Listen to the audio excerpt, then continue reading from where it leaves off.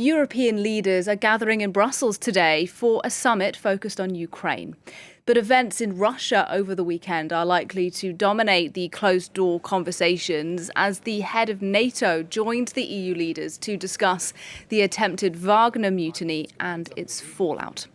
While our Europe editor Armand Georgian is at that summit, he joins me live now. Armen, would it be fair to say that what happened in Russia over the weekend is overshadowing this summit? Well, quite a few EU leaders have been asked about this at the start of the summit, and the phrase that they keep repeating is cracks in the Russian system. So they say that this Wagner mutiny shows that there are cracks in the Russian political system, and for them, this contrasts starkly with what they say has been the EU's and NATO's unity when it comes to Russia and Ukraine. But there are definitely differences of tone on this Wagner question. You have some EU leaders, such as Olaf Scholz, the German Chancellor, who stressed that this mutiny is Russia's internal affair. It's not an issue, it's not an EU issue.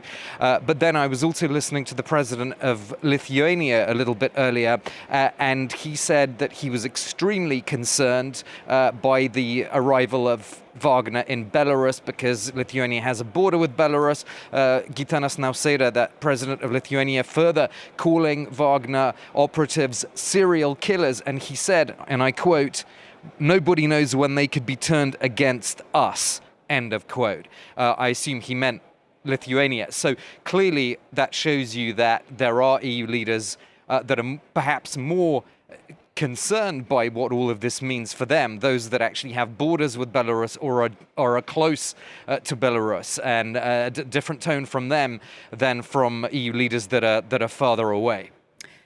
And Armen, beyond the Wagner issue itself, European leaders during the summit are expected to focus on how they can continue to support Ukraine. Should we expect anything tangible on that during the summit?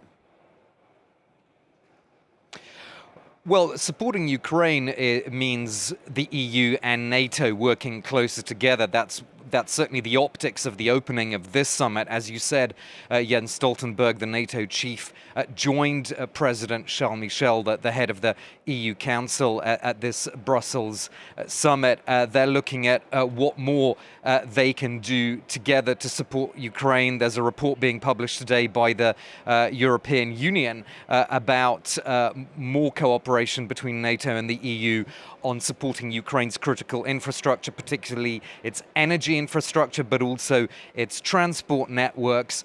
So that's one of the things that they're talking about here. In terms of concrete deliverables, Nadia, a couple of things to watch out for. Firstly, will Ukraine receive the next installment of EU money under what is called the European Peace Facility, which is an EU financial instrument that would require a compromise to be reached with Hungary, so we'll have to watch that space.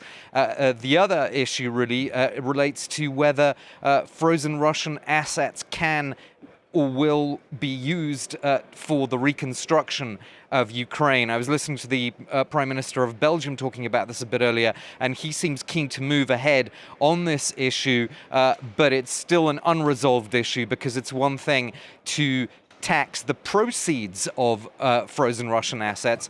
It's another thing to actually confiscate those proceeds that have been generated by interests, and that latter scenario is something that international lawyers are saying is questionable. So that's also something that we should be watching over the next couple of days here at this EU summit. Armand Georgian in Brussels, thanks very much.